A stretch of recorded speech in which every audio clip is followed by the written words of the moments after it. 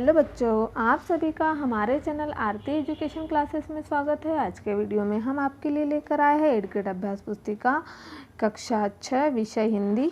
तो यहाँ पर देखिए, जो 8th ग्रेड अभ्यास पुस्तिका है हमारी, यह हमें राज्य शिक्षा केंद्र भोपाल द्वारा जारी हुई है। और इस 8th ग्रेड अभ्यास पुस्तिका में हमारे पास 3 विषय है, हिंदी, अंग्रेजी और संस्कृत। दूसरे 8th ग्रेड अभ्यास पुस्तिका जो है हमारी इसी के साथ, उसमें विज्ञान, सामाजिक विज्ञान एवं गणित दिया हुआ है। तो यह हम आज के वीडियो में आपके लिए लेकर आए हैं कक्षा 6 की 8th ग्रेड अभ्यास पुस्तिका। तो चलिए हम आगे बढ़ते हैं और देखते हैं कि आज के वीडियो में हम आपके लिए क्या लेकर आए हैं। तो देखिए, हम आज के वीडियो में आपके लिए लेकर आए हैं कक्षा 6 का हिंदी विषय पाठ 2 कटु का वचन मत बोल। जो पाठ 2 है हमारा, उसमें क्या दिया हुआ है, कटु का वचन मत बोल। हिंदी का मतलब हमें किसी के साथ कड़वे वचन से हमें बातचीत नहीं करना चाहिए। हमेशा हमें अच्छे विचार ही हर किसी के सामने रखना चाहिए, कटुक वचन नहीं बोलना चाहिए। अब देखिए बच्चों, यहाँ पर हमारा प्रश्न नंबर 1 दिया हुआ है, कटु सत्य को प्रिय और मधुर कैसे बनाया जा सकता है। तो देखिए, वाक चातुर्य से कटु सत्य को प्रिय और मधुर बनाया जाता है। जो वाक चातुर्य यानी क्या होगा, बोलने की कला। वाक चातुर्य हम किसे कहेंगे, बोलने की कला को। तो वाक चातुर्य से कटु सत्य को प्रिय और मधुर बनाया जा सकता है। फिर हमारा अगला है, उसमें प्रश्न नंबर 2, मीठी एवं कर्कश वाणी के लिए किन किन पक्षियों का उदाहरण दिया जाता है। जैसे मीठी और कर्कश वाणी, जो मीठी और कर्कश वाणी के लिए किन किन पक्षियों का उदाहरण दिया जाता है। तो मीठी वाणी के लिए कोयल की वाणी कैसी होती है, हमेशा मीठी होती है, मधुर होती है। तो मीठी वाणी के लिए कोयल एवं कर्कश वाणी के लिए कौवा का उदाहरण दिया जाता है। कौवे की आवाज़ कैसी होती है, कर्कश होती है। चलिए अब हम आगे बढ़ते हैं, हमारा प्रश्न नंबर 3 देखते हैं। प्रश्न नंबर 3 में क्या दिया हुआ है, पाठ के आधार पर जिज्ञासु शब्द का अर्थ बताइए। तो जो पाठ है, पाठ के आधार पर हमें जिज्ञासु शब्द दिया हुआ है हमें इस प्रश्न में, उसका अर्थ बताना है। तो पाठ के आधार पर जिज्ञासु शब्द का अर्थ है जानने की इच्छा रखने वाला होता है। जिज्ञासु यानी जानने की इच्छा, जिसके अंदर कुछ नया जानने की इच्छा है, उसे हम क्या कहेंगे, जिज्ञासु। चलिए हम आगे बढ़ते हैं, इसी के साथ हमारा प्रश्न नंबर 4 देखते हैं। पाठ के आधार पर जीभ की 2 विशेषताएं लिखिए। जो हमारा पाठ दिया हुआ है, पाठ के आधार पर हमें जीभ की 2 विशेषताएं लिखना है। तो जीभ नम्र और मुलायम होती है। जीभ हमारी कैसी होती है, नम्र एवं मुलायम, मतलब उसमें कोई भी हड्डी नहीं होती है जीभ में। और जीभ दांतों से पहले आती है और दांतों के बाद तक जाती है। मतलब बात करते समय जीभ दांतों से पहले बाहर आती है और बाद तक रहती है। यह क्या है, हमारी जीभ है। फिर बातन हाथी पाइए, बातन हाथी पाओ, लोकोक्ति का अर्थ लिखिए।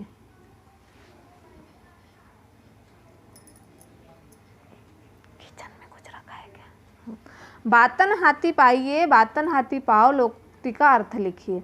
तो बात से भरी हुई, ज्ञान से भरी हुई बातों से लोगों को सम्मान तथा गलत बातों से अपमान और सजा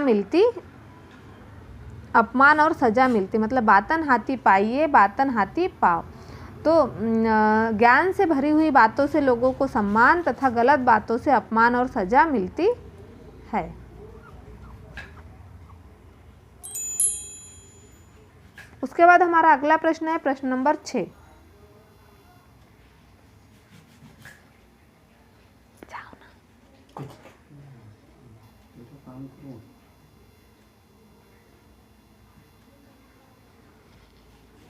प्रश्न नंबर 6 दिया हुआ है, दिए गए शब्दों के हिंदी समानार्थी शब्द लिखकर वाक्यों में प्रयोग कीजिए।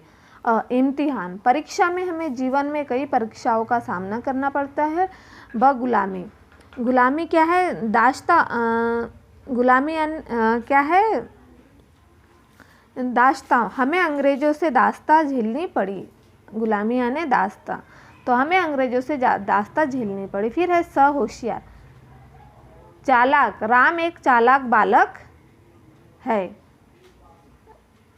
राम कैसे है, एक चालाक बालक है। फिर अगला है हमारा प्रश्न नंबर 7, कटु वचन बोलने पर क्या क्या हानियां हो सकती है, आप अपने शब्दों में लिखिए। तो कटु वचन बोलने पर दूसरों का दिल दुखता है, लड़ाई झगड़े होते हैं तथा समाज में वह निंदा का पात्र होता है। उसके बाद यहाँ पर मूल्यांकन 2 दिया हुआ है।